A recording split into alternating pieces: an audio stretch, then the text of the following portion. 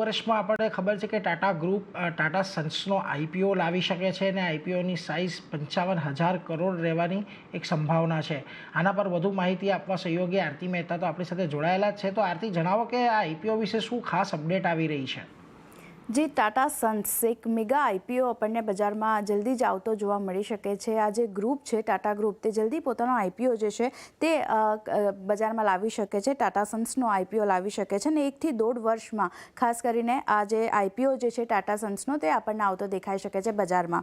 ખાસ કરીને આપણે વેલ્યુએશનની ઓવરઓલ વાત કરી લઈએ તો ટાટા સન્સનું જે વેલ્યુએશન છે તે લગભગ 8 થી લઈને 11 લાખ કરોડ આપણને રહેતું દેખાઈ શકે છે. સંભવ છે કે આટલું વેલ્યુએશન હોઈ શકે છે. સાથે જ આઈપીઓની સાઇઝની વાત કરી લઈએ તો સાઇઝ લગભગ 55,000 કરોડની આપણને રહેતી દેખાઈ શકે છે ટાટા સન્સના આઈપીઓની સાઇઝ. અને રોકાણની વેલ્યુની વાત કરી લઈએ તો તે પણ લગભગ 16 લાખ કરોડ પર આપણને ટાટા સન્સની રોકાણની વેલ્યુ આપણને રહેતી દેખાઈ શકે છે.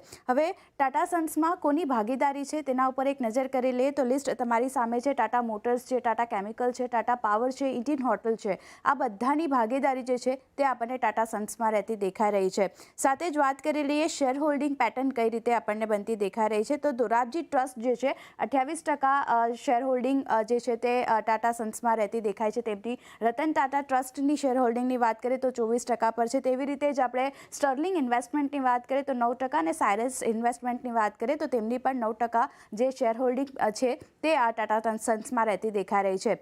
સ્ટોક વાઇઝ વાત કરી લઈએ, કંપની વાઇઝ વાત કરી લઈએ તો ટાટા મોટર્સની શેર હોલ્ડિંગ વાત કરીએ તો ટાટા સન્સમાં 3%ની છે, ટાટા કેમિકલની પણ 3%ની છે, ઇન્ડિયન હોટલ 1% અને ટાટા પાવરની 2% શેર હોલ્ડિંગ જે છે તે આપણને ટાટા સન્સમાં રહેતી દેખાઈ રહી છે. ઓવરઓલ આ જે આઈપીઓ આવશે ટાટા સન્સનો તો કોને કેટલો ફાયદો થશે તેના ઉપર એક નજર કરી લઈએ તો સૌથી વધારે ફાયદો ટાટા કેમિકલ જે છે તેને આપણને થતો જોવા મળશે. કેમ? કારણ કે ટાટા કેમિકલની માર્કેટ કેપ જુઓ તમે 30,000 કરોડની છે અત્યારે. ટાટા સન્સના હિસ્સાની વેલ્યુ જે છે આ આઈપીઓ આવ્યા બાદ તે 19,800 કરોડની આપણને થતી જોવા મળશે અને આઈપીઓ આવ્યા બાદ હિસ્સાની માર્કેટ કેપની વાત કરીએ તો લગભગ આપણને 66% પર આપણને રહેતી દેખાઈ શકે છે. તો સૌથી વધારે ફાયદો જે છે તે આપણને ટાટા કેમિકલ્સને થતો જોવા મળી શકે છે. બીજી બાજુ ટાટા પાવરની વાત કરી લઈએ તો અહીંયા માર્કેટ કેપની વાત કરી લઈએ તો 1.26 લાખ કરોડની છે અને આઈપીઓ આવ્યા બાદ જે ટાટા સન્સના હિસ્સાની વેલ્યુ જે છે 12,946 કરોડ આપણને થતી જોવા મળશે અને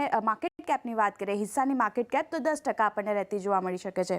એવી રીતે જ ટાટા મોટર્સની વાત કરી લઈએ તો અહીંયા પણ જે ડિટેલ્સ તમે જોઈ રહ્યા છો એક આઈપીઓ આવ્યા બાદ હિસ્સાની માર્કેટ કેપ 6% પર આપણને રહેતી દેખાઈ શકે છે અને ટાટા સન્સના હિસ્સાની વેલ્યુ 19,800 કરોડની આપણને થતી જોવા મળશે. બીજી બાજુ ઇન્ડિયન હોટલ્સની વાત કરી લઈએ તો અહીંયા પણ ખાસ કરીને પિક્ચર્સ સેમ આપણને રહેતું દેખાઈ શકે છે. હિસ્સાની માર્કેટ કેપ જે છે આઈપીઓ આવ્યા બાદ 11% આપણને રહેતી દેખાઈ શકે છે અને ટાટા સન્સના હિસ્સાની વેલ્યુ આઈપીઓ આવ્યા બાદ 8,709 કરોડની આસપાસ આપણને રહેતી દેખાઈ શકે છે. તો ક્લિયરલી સૌથી વધારે ટાટા સન્સનો આઈપીઓ આવે છે તો ટાટા કેમિકલને ફાયદો થતો દેખાશે. પણ અત્યારે હાલ જે ન્યૂઝ બનતા દેખાઈ રહ્યા છે મેગા આઈપીઓ જે છે જલ્દી જ બજારમાં આવતો દેખાઈ શકે છે.